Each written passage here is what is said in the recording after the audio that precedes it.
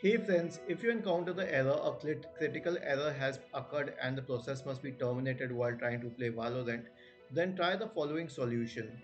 Search for Task Manager in the Windows search bar and open the Task Manager window. In the Task Manager window, you'll be on the Processes tab. Now scroll down in this list. This list will be in alphabetical order and scroll down to M. So under M, you will find a task named MSI Afterburner. I'll repeat the name MSI Afterburner. Now, I don't have this task, but if you find this task, just right click on it and select End Task. Okay. The second task that you need to remove is Riva Afterburner. RIVA Riva Afterburner. Now, I don't have Riva here because I never installed this application on my system.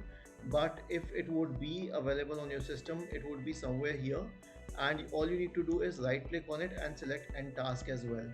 Once you have removed both of these tasks, try launching Valorant once again and it will definitely work this time. If this helps, then please subscribe to our channel, and if this does not help, then please let us know in the comment section. We will investigate further. Thank you for watching this video and have a nice day.